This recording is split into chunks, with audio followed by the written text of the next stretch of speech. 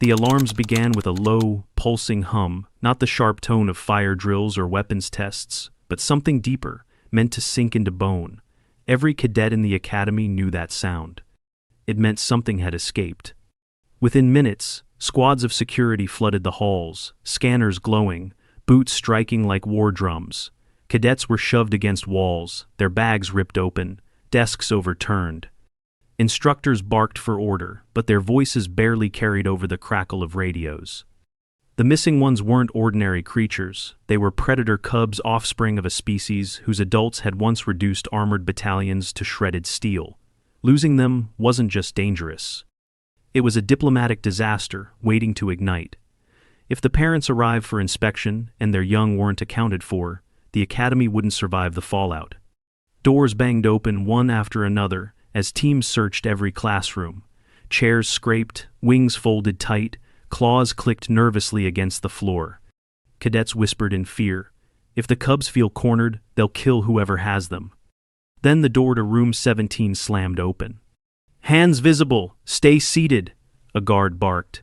Weapons swept the room, pupils darting from one terrified face to another. Every cadet froze, mandibles rigid, spines bristling, eyes wide. All except one. At the back of the room, the human boy sat quietly at his desk, shoulders relaxed, expression unreadable.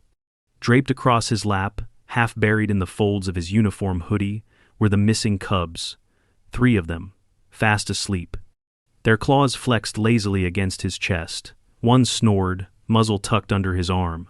Another twitched in a dream, curling tighter into his side. The room went silent. Even the guards lowered their weapons a fraction, stunned.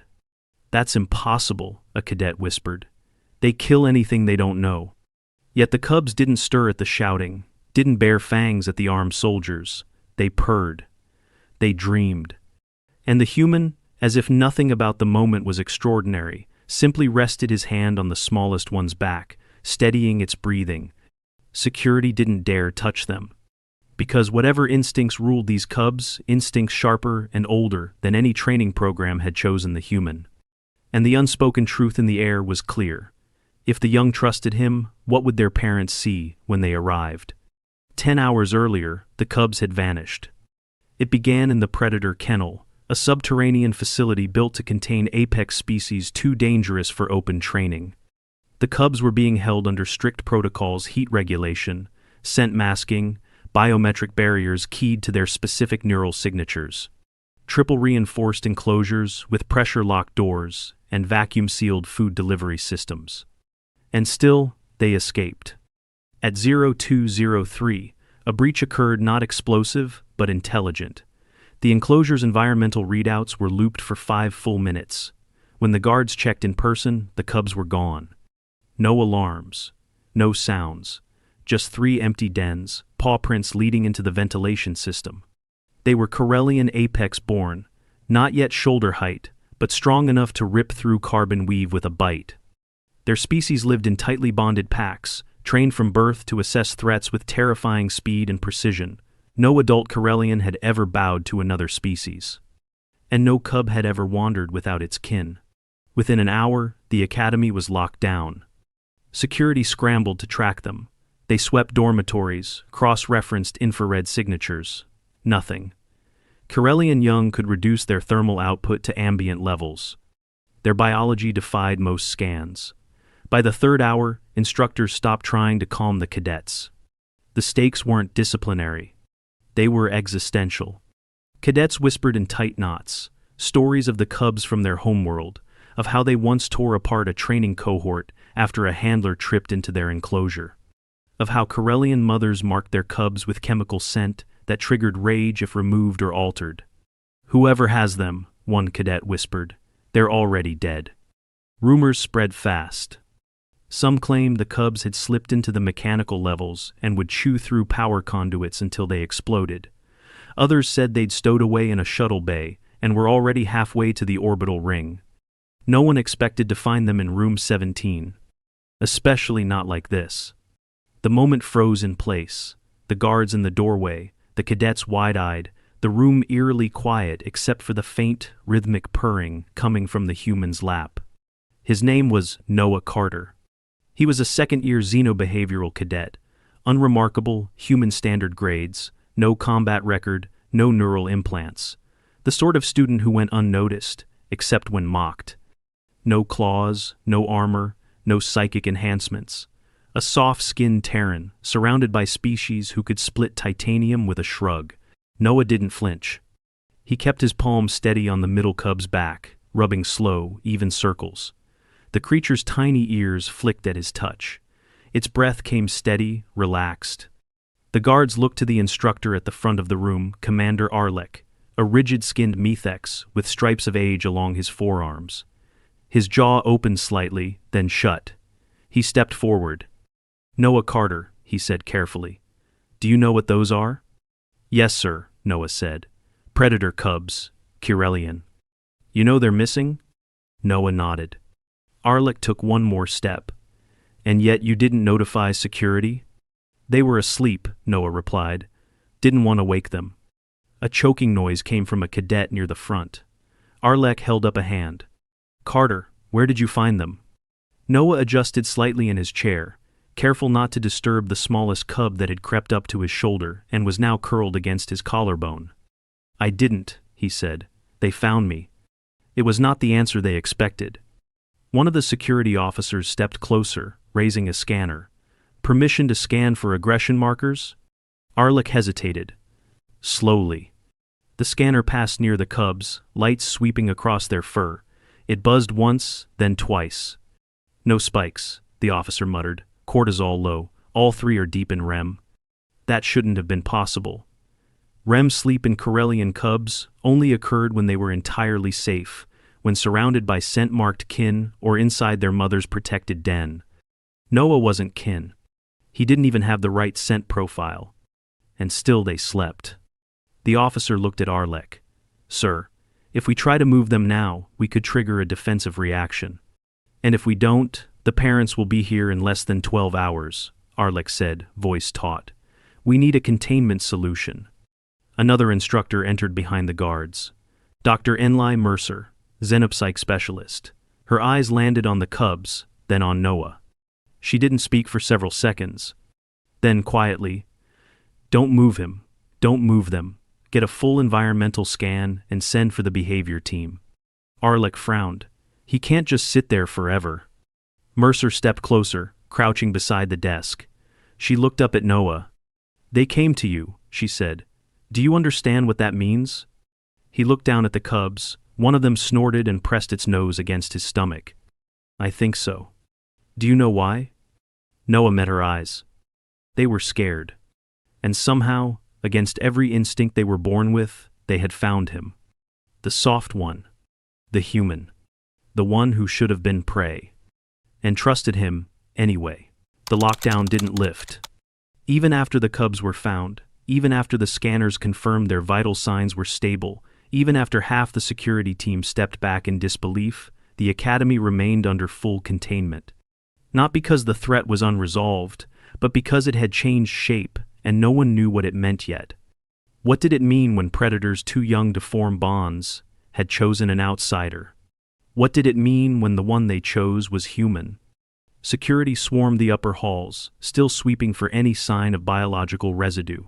Protocol demanded a full lockdown remain in place until verification came from both behavioral labs and the species delegation already en route from the homeworld. The message had gone out 20 minutes after the cubs disappeared. Now it couldn't be recalled. Worse, it didn't include a solution. Just a warning, cubs unaccounted for, stand by for incident report. Which meant the adult Corellians, the mothers, the pack leaders, the ones whose names the academy didn't speak aloud, were already coming. Cadets in the upper dorms hadn't heard that part. They only knew the search continued, and that it was getting more aggressive. Every corridor buzzed with energy that felt more like fear than tension. Hall lights dimmed to reduce stress loads on the predators, but it made everything feel enclosed, claustrophobic. Even the walls seemed to hum with anxiety. In dormitory, Sector D, 2 students clung to their bunks while guards flipped mattresses. "They'll check blood traces," one cadet whispered, a thin-framed vulnary with bioluminescent spots. "If they think we touched the cubs, it won't matter if we gave them back." Don't speak like that, hissed her roommate, voice tight. If they hear you, they don't need to hear. The cubs will know. They can smell a lie before you even open your mouth. Down the corridor, a third cadet stared at his locker, now gutted by inspection. His belongings spare uniform, hygiene gear, 3 family hollows scattered across the floor like trash. He bent to pick them up, pausing when his fingers touched something wet. His hand jerked back. Just a nutrient pack. Ruptured when they tore the seam, but the panic in his eyes didn't fade. The fear wasn't just about punishment. It was about the unknown. No one wanted the cubs, no one had tried to steal them. Every cadet knew the stories how even Karelian infants were born with full dentition and the strength to disembowel a careless handler. How they didn't imprint like other species. Their trust was earned through scent and suffering, not kindness. They understood only one kind of safety, dominance through survival, which made it worse. Because no one had seen Noah survive anything. He didn't stand out, didn't argue, didn't spar in training matches or throw his weight into zero-grav brawls. He read quietly at meals, sometimes eating alone. When instructors mentioned resilience or adaptability, they didn't point to him. He was invisible. So why had the cubs picked him? In the command wing, the briefing room was filled beyond standard capacity. Security officers, xenopsychologists, bioengineers, and 4 instructors sat clustered around a projection of the current situation. At the center, frozen in the still image, was Noah Carter. 3 cubs curled across his chest and lap. One had its head tucked under his arm, another clung to his hip like a latching pup. The third had flattened itself over his thighs, tail wrapped like a loop. All 3 were in deep sleep state. Their neural scans confirmed it. Dr. Mercer pointed to the data. This isn't random behavior, she said. These are classic signs of den association. They've imprinted on him. Arlek scowled. That isn't possible. They were in containment their entire lives. The imprint window closed weeks ago. The window can reopen under threat, she said, and we know they were afraid. Their neural telemetry before the breach was spiked. Something scared them enough to override their environmental bond conditioning. So why him? Another instructor asked. There's no precedence. He has no bond training, no hormonal cues, no pheromone simulators. He doesn't even like animals. I asked him that, Mercer said. He didn't give a theory, just said he wouldn't hurt them. A long silence. Then a voice from the back, Lieutenant Havers, ex-military and one of the few human staffers at the academy. I know that look, he said, nodding toward the image. Seen it twice before. Once during an evac, once in combat rescue. That's not someone trying to make himself look strong. That's someone who isn't afraid to be soft when it matters. Arlek turned. And that's relevant how? Havers didn't blink. Because apex predators don't need strength. They need stability. Fear is chaos. But someone who won't panic? That reads as safety, especially when everything else is falling apart. Mercer nodded slowly. He was calm when we found them. More than calm present. He knew what he was doing. Not the theory, but the need. He kept his breathing steady, didn't shift too much, didn't raise his voice. He even slowed his heart rate. The monitors picked it up. He's not a trainer, Arlek muttered. No, Mercer agreed, but he doesn't have to be. The cubs chose him. That's the only metric that matters now. In room 17, the lesson had long since ended. The cubs hadn't moved. Noah remained seated, shifting only to adjust his back. His left shoulder was beginning to go numb from the weight of the largest cub, and his leg had started to cramp beneath the smallest, who'd looped its claws into the fabric of his uniform pants and refused to let go, even in sleep. Still, he didn't move much. Can I at least get some water? He asked finally. One of the guards blinked, startled, then handed him a bottle with exaggerated care, as if proximity might trigger an eruption of fangs and claws. Noah accepted it with a nod, took a small sip, and set it down beside the desk. You okay? The guard asked, low. Fine, Noah said. Just stiff. You know what they are? Yeah. Scared? Noah considered. No, just trying not to mess it up. The guard didn't answer. He couldn't, because nothing in his training had prepared him to see apex predator cubs wrapped around a human like blankets. or the way they sighed in their sleep, like they'd finally found what they'd been looking for. Above them, the landing beacons flared to life. The Corellian delegation had arrived. The transport vessel didn't dock like civilian shuttles. It descended. The Corellian delegation's ship eclipsed the sun as it settled over the southern hangar, massive and silent, the entire hull coated in chromatic scale armor that shimmered between black and deep scarlet. No landing gear extended. The vessel simply locked itself to the reinforced pad through magnetic stabilizers and released a burst of superheated vapor that carved new scars into the platform's surface. No one greeted them. Not because of disrespect, but because protocol forbade it. You did not approach Corellian Apex Mothers. You waited. Inside the operations center, the head of security, Commander Varan, a veteran of 3 interspecies conflicts, stood watching the overhead feed with a tight jaw. He glanced at Mercer. "How long until the cubs wake?" "No telling," she said. "They're deep in the restorative cycle. Could be another 2 hours." Varan exhaled slowly. "We don't have 2 hours." He turned to Arlick. "Escort the delegation to room 17. Now, they'll want to see for themselves." Arlick looked stunned.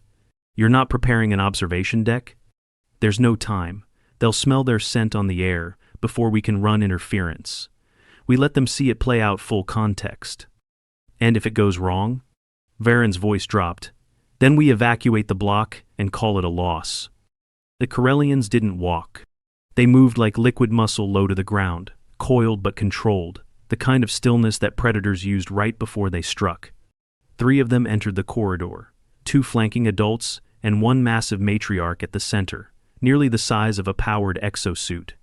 She bore scars that shimmered silver under the lights, old and well-earned. No one breathed in their presence. Her eyes, a molten copper, swept the hall like a sensor array. When she reached the security checkpoint, she paused. Her nostrils flared once. She turned her head. Straight toward room 17. The guards stepped aside. She didn't need an introduction. She could smell her cubs. Inside the classroom, the room went still again, not from security this time, but from something older. Noah had already shifted to support the smallest cub against his side, its claws still latched to his hoodie. His right hand lay lightly across the largest cub's flank. His fingers moved slowly in a rhythm that matched the cub's breathing. He didn't look up when the door opened. He felt it. 3 shadows filled the doorway. The cadets nearest the front row couldn't help themselves. They shrank. Physically, shoulders folding in, spines locking. Every survival instinct they had screamed to hide, to run, to submit. But the cubs didn't stir. The Corellian matriarch stepped inside. No one stopped her. She took 3 slow steps into the classroom, claws silent on the tile, her massive head tilting ever so slightly as her eyes locked onto Noah. He looked back and nodded. Not deeply, not as a gesture of dominance, just acknowledgement. A simple human movement that said, "I see you." The matriarch lowered her head. She sniffed the air once, then moved closer, no more than 2 paces from the desk now, close enough to kill. Close enough to see the faint marks on Noah's hands, where the smallest cub had nipped him earlier, not hard enough to break the skin. The matriarch looked down. Her nose touched the smallest cub. It twitched in its sleep, then nuzzled tighter against Noah's chest. The room held its breath. Then the matriarch leaned closer, slow, deliberate, her massive snout pressed against Noah's wrist. Not roughly, not threatening, a scent examination. The kind done by pack leaders. She held there for several seconds. Noah didn't move. Then, softly, she growled, not a warning, but something else, a sound low in her chest, vibrational. The smallest cub woke. Its eyes blinked open, pupil slits widening and narrowing as it processed the room. It saw the matriarch, then looked up at Noah. And instead of climbing down, it licked his jaw. Soft, affectionate. The matriarch made the same sound again. The cub stayed where it was. The matriarch turned to the others, her own delegation behind her, and gave a single flick of her tail. A signal. The threat had passed. Outside the room, the tension broke like glass. Security officers slumped against the walls. A few cadets simply sat down where they were standing. Even the staff on the command deck released the emergency override. Lights returned to full brightness. The academy was safe. But no one felt triumphant. Because something else had happened. Something older than protocol. The Corellian matriarch stepped back and let her two companions enter. They moved to the desk with care, making soft vocalizations to the cubs, who stirred lazily now, stretching, yawning, not alarmed but curious. One of them, the middle cub, finally shifted, pawing at Noah's chest. He gave a quiet, easy now, and lifted his arm. The cub slid down, claws clicking softly against the desk, before it turned and rubbed its side against his hand like a house cat. The matriarch watched. Then did something none of them expected. She dipped her massive head once. A gesture of recognition. Then she turned and left the room without a word. The delegation followed. Only the cubs lingered, still milling about the desk like sleepy children refusing to leave a warm bed. The aftermath came in waves. First, observation. Every second of the classroom interaction was analyzed, recorded, and run through cultural filters. The matriarch's scent pattern had confirmed it. She recognized Noah's presence as protective, not intrusive. Second, debrief. Noah was taken to the xenopsych lab, but not interrogated. Just asked questions. Calmly. Repeatedly. Did you feed them? No. Did you follow them? No. Did you call them? No, I just sat down. What were you doing before they arrived? Noah blinked. Reading. That turned out to be true. Security footage from outside the classroom showed him entering 30 minutes before the cubs did, alone, unarmed, sitting with a data pad. The cubs came in through the vent 10 minutes later, crawled out, saw him, and climbed into his lap. Word spread. Faster than truth, faster than analysis, faster than anything the academy could contain. Noah Carter, the human cadet with no claws and no training, had been chosen. By predators born to trust no one. And now, the cadets looked at him differently. Not with awe. Not with respect. With uncertainty. Because if the cubs saw him as kin, what would the adults see him as? The Corellians didn't stay long. After the cubs were confirmed healthy, after they nosed through their matriarch's fur, yawned, stretched, and showed no signs of trauma, the delegation departed. No demands, no threats, no speeches. They left in the same way they'd arrived, without announcement, without delay, and without permission. But something lingered. Not just the echo of their claws on the academy floor, or the faint heat signature their ship left in the hangar pad. Something deeper. Older.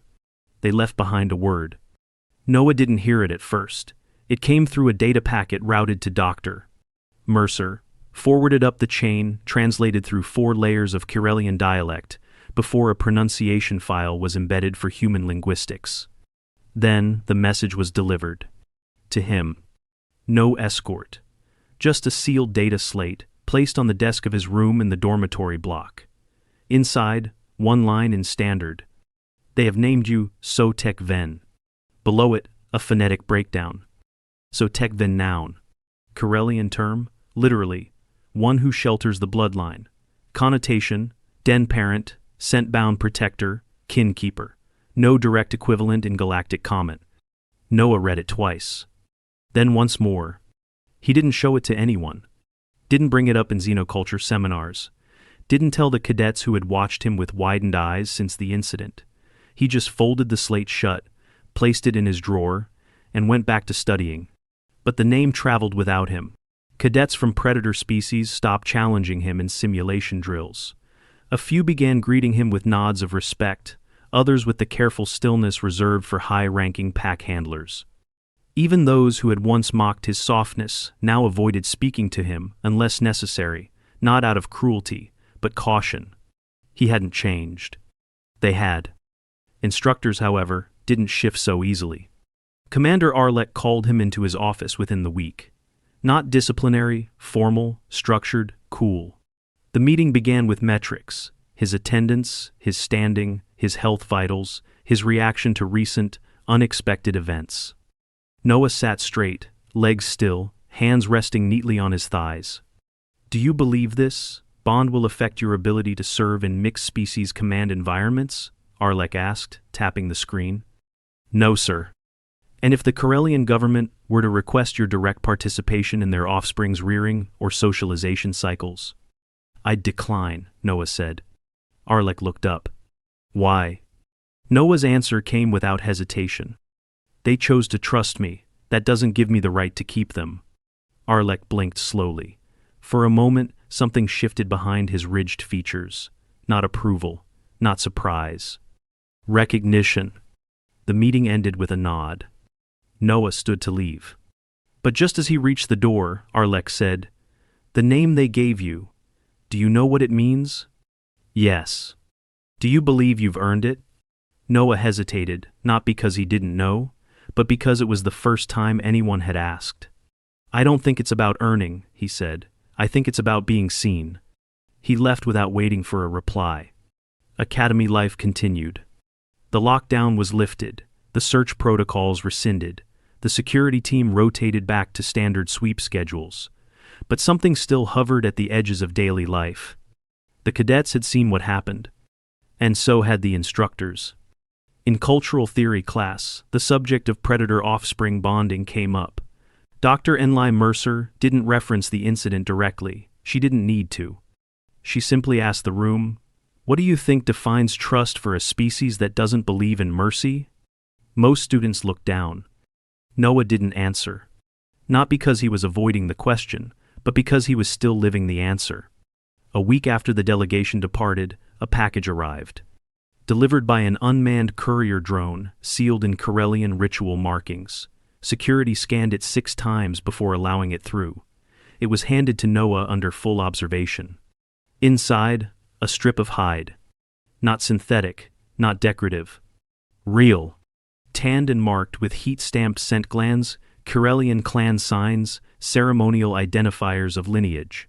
It bore the imprint of the matriarch who had stood in room 17. Attached was a translation. Token of recognition. He who shelters our bloodline walks with our scent. He may walk without fear. Noah ran his fingers over the hide. It wasn't a gift. It was a declaration. After that, the change became permanent. He was no longer just the human. He was Sotekven.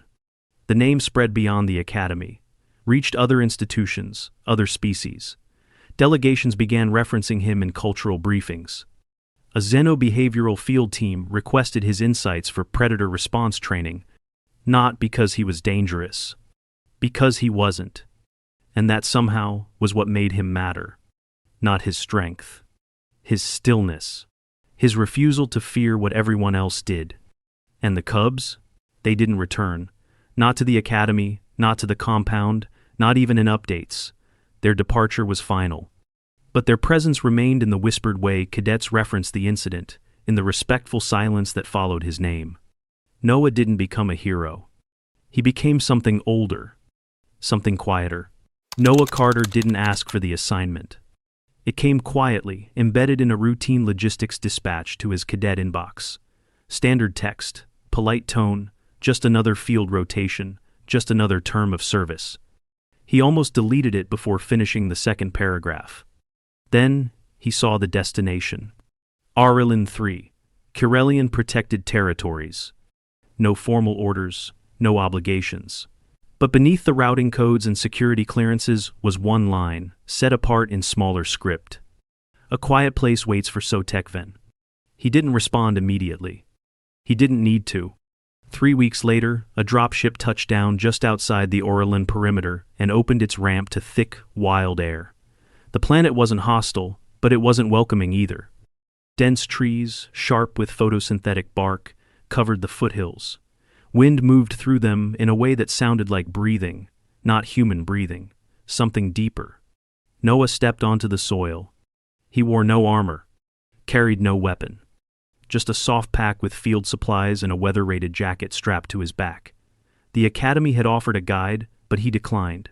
The invitation had not been for an escort. It had been for him. And he was expected. The Corellians didn't build with metal. Their structures curved with the land, bone-grown walls, resinous supports, floors lined with woven pelts of extinct creatures Noah didn't recognize. no guards, no gates.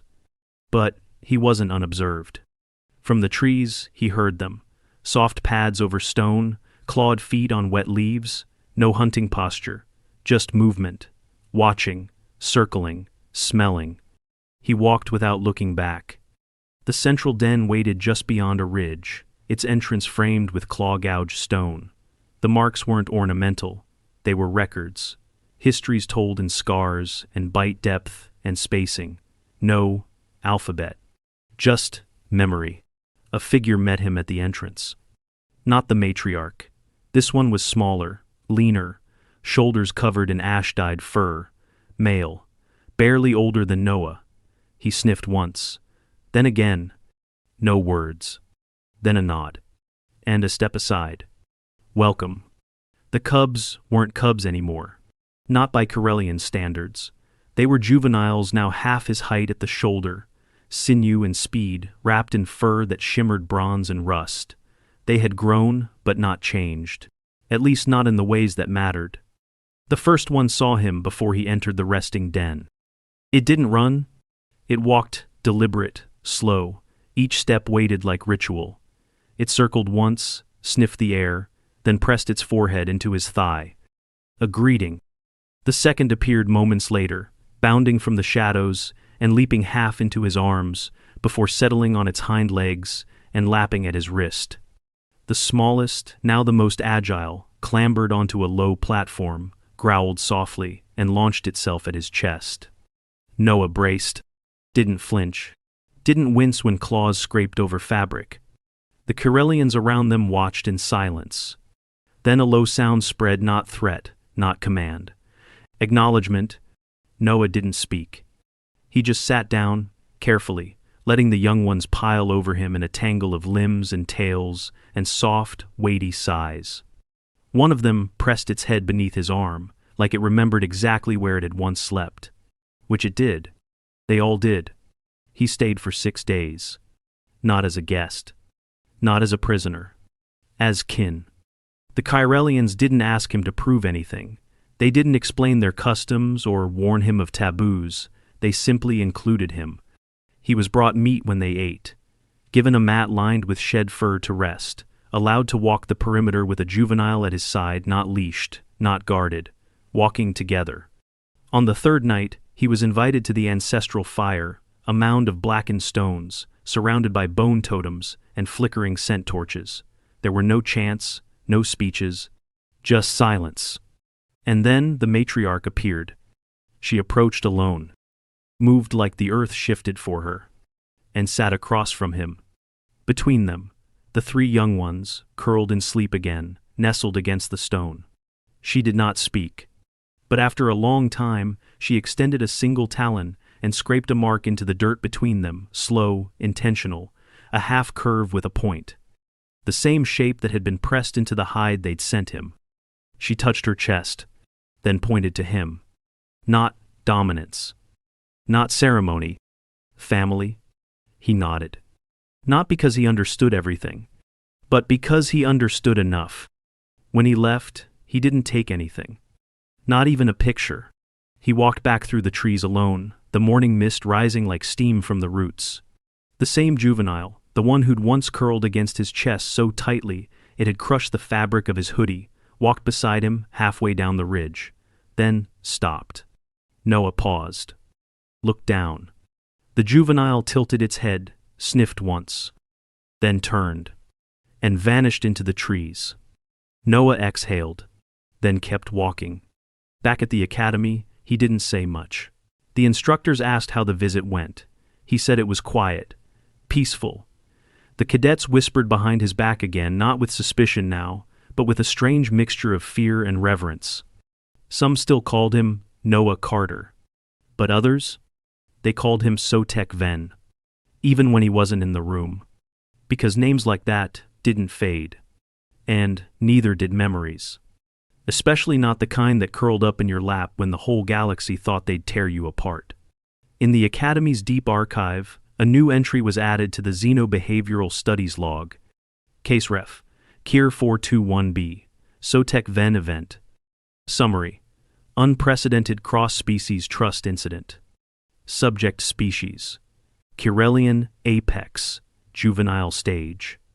Recipient: Cadet Noah Carter, human, earthborn. Classification: Stable imprint recognition. Risk